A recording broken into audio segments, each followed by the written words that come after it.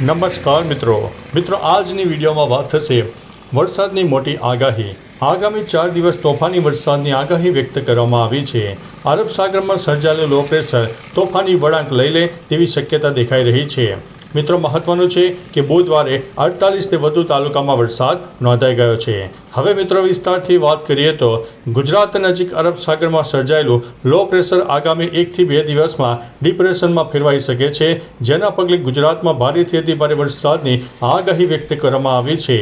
23 થી 25 તારીખ દરમિયાન વિવિધ જિલ્લામાં વરસાદનો ઓરેન્જ અને યલો એલર્ટ જારી કરવામાં આવ્યો છે। નોંધનીય છે કે બુધવારે રાજ્યમાં 48 કરતાં વધુ તાલુકામાં નોંધપાત્ર વરસાદ વરસી ગયો છે। અનેક જગ્યાએ કૃષિના પાકોને નુકસાન પણ થયું છે।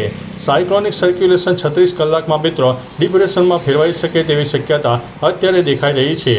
હવામાન વિભાગે આપેલી માહિતી અનુસાર હાલ પૂર્વ મધ્ય અરબ સાગરમાં સાયક્લોનિક સિસ્ટમ સર્જાઈ ગયું છે, જે આગામી 12 કલાકમાં લો પ્રેશર બનવાની અને તેના પછીના 12 કલાકમાં ડિપ્રેશનમાં ફેરવાઈ જાય તેવું પૂર્વ અનુમાન છે, જેના કારણે ગુજરાતના અલગ અલગ જિલ્લામાં ગાજવીજ અને ભારે પવન સાથે વરસાદની આગાહી વ્યક્ત કરવામાં આવી છે। ગુજરાતમાં 2 દિવસ છૂટો છવાયો અને સામાન્ય વરસાદ રહેશે, ત્યારબાદ વરસાદનું જોર વધવાની સંભાવના છે। મિત્રો મહત્વનું છે કે મંગળવારે પણ વરસાદને કારણે ડુંગળી અને કેરીના પાકને વ્યાપક નુકસાન થયું છે। મંગળવારે વરસેલા વરસાદના કારણે મહુવા માર્કેટિંગ યાર્ડમાં ડુંગળીનો જથ્થો પલળી ગયો છે, જ્યારે જૂનાગઢ માર્કેટિંગ યાર્ડમાં કેરીના બોક્સ પલળી જતા વેપારીઓને નુકસાની ઉઠાવવાની વારી આવી છે।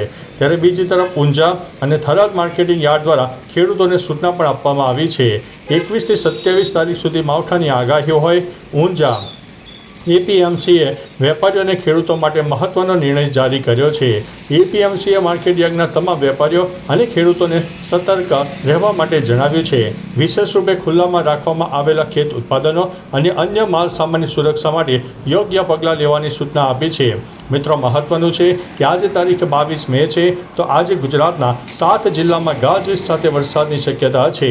આજ રોજ ગીર સોમનાથ, અમરેલી, ભાવનગર, ભરૂચ, આણંદ, નર્મદા, છોટાઉદેપુર જિલ્લામાં યલો એલર્ટ જારી કરવામાં આવ્યું છે।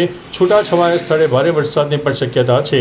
આજે 22 મેના રોજ યલો એલર્ટ છે, જેમાં ગીર સોમનાથ, અમરેલી, ભાવનગર, આણંદ, ભરૂચ, નર્મદા અને છોટાઉદેપુરમાં વરસાદ થઈ શકે છે, જ્યારે આવતીકાલે તારીખ 23 મેના રોજ અમરેલી, ભાવનગર, નવસારી અને વલસાડમાં ઓરેન્જ એલર્ટ આપવામાં આવ્યું છે, જ્યારે રાજકોટ, જૂનાગઢ, ગીર સોમનાથ, ભરૂચ, સુરત, નર્મદા, તાપી અને ડાંગમાં યલો એલર્ટ આપવામાં આવ્યું છે।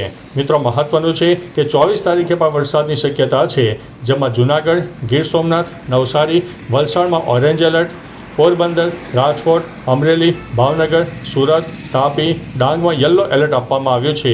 ત્યારે મિત્રો 25 મેની પણ વાત કરી દઈએ તો 25 મેમાં જૂનાગઢ, ગીર સોમનાથ, નવસારી, ડાંગ અને વલસાડમાં ઓરેન્જ એલર્ટ આપવામાં આવ્યું છે।